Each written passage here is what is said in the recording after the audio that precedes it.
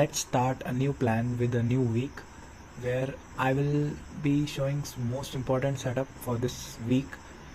Yeah, I have uploaded last week analysis also. There I got like somewhere I got wrong and somewhere I got right. On US oil, अगर मैं US oil का बताऊँ तो मैंने बताया था एक कंफर्मेशन कि यहाँ पे जो है एक बहुत बड़ा बर्स्ट आने का सिचुएशन क्रिएट हो रहा है and I just felt it at this point. Like जब भी ये इस पॉइंट को ब्रेक किया तो इस कैंडल ने मुझे शो किया कि somewhere something is going on like, and उसको जो है पुश किया. हमारे फंडामेंटल्स जो न्यूज़ था लाइक जो अटैक हुआ है उसने भी ऑयल प्राइसेस को स्पाइक किया. जब भी वॉर होता है oil prices spikes and gold also spikes. So I predicted gold for a short side last week, but somewhere it change its character and got on a upside with that momentum. And also on oil I predicted it well for a upside, but and for USD JPY I also predicted this to be get down.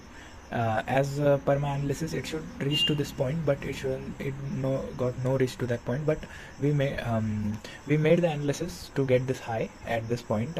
We planned, you can watch that video. For this week so important, like if you will see on this particular setup, this is for our S&P 500. And if you will notice, for a short run, like whenever market wants to get on a lower side liquidations, there it will create some kind of pattern for short side, but it will likely almost trap 100% of the time. At least it will test 4 to 5 times before getting the biggest move it will ever see. अगर यहाँ पे भी अगर हम देखें तो हमारा ये फर्स्ट पुश आया, ओके, जिसने हमें कुछ लिटिल कंफर्मेशन दिया. देन सेकंड पुश में भी ये एक मिनी सपोर्ट से चला गया. Okay, there is no problem. Here it reacted at this support and यहाँ पे इसने लिक्विडेशंस क्रिएट किए before getting to the upper side. Okay, then it created some short positions. Here also people get liquidated. We can see somewhere this point should be reached as per people's analysis. This is our important support. And what happened कि यहाँ पे भी trap हुआ second time, and same तरीके से market ने इस inefficiency को फिर से clear out किया, एक new high create किया. Then again उस inefficiency तक tap किया एक बार, दूसरी बार फिर से वही राहत दिलाई लोगों को कि मैं ऊपर जाना चाहता हूँ यहाँ पे इनएफिशिएंसी को सप्लाई देके. एंड देन क्या होता है कि अचानक एक फिर से हाई जस्ट ब्रेक होता है and then suddenly it started to went down and it tested almost 1 2 3 times before going for a massive move. You can see here before reacting to the biggest move it should be doing some kind of pattern like this. And if you will notice right now, for right now situation, you can see here some kind of liquidations what happened, then some kind of liquidations what happened, then again went up, then again here it closed below this support resistance area but again got up.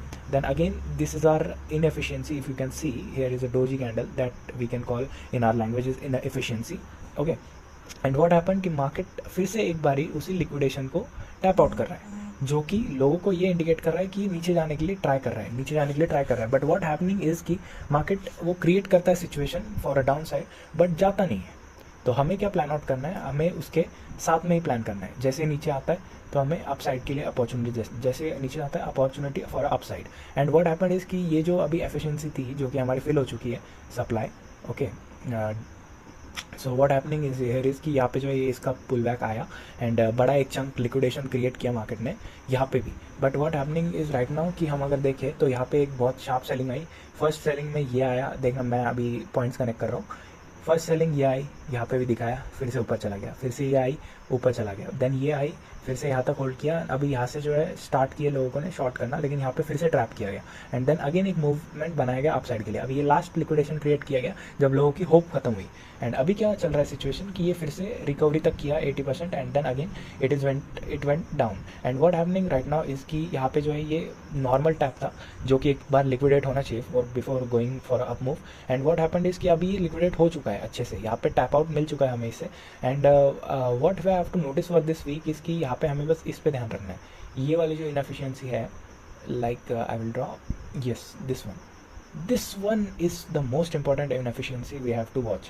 Like अगर हमें यहाँ पे एक अच्छा pull back मिलके एक अगर अच्छी स्ट्रॉन्ग क्लोजिंग मिलती है, लाइक यहाँ पे मार्केट स्ट्रगल करता है, एक लास्ट लिक्विडेशन क्रिएट करके एक अचानक मूव देता है with some structure, we can go for a long side. And there is no reason कि ये जो है इसको आउट ना करे.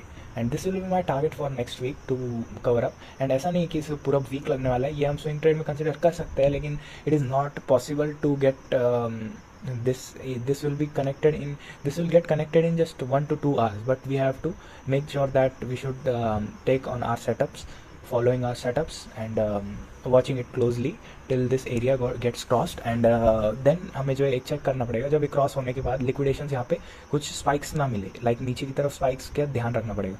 हमें कैसे स्पाइक्स चाहिए, अगर हमारे पास अगर यहाँ पे एक स्ट्रॉन्ग क्लोजिंग मिल जाती है तो हमें क्या नोटिस करना है कि अगर यहाँ पे स्पाइक्स भी मिल रहे हैं ना, तो मैनिपुलेट वाले स्पाइक्स हो कि लाइक ऐसा नीचे दिखाए लेकिन आके क्लोज हो जाए यहाँ पे.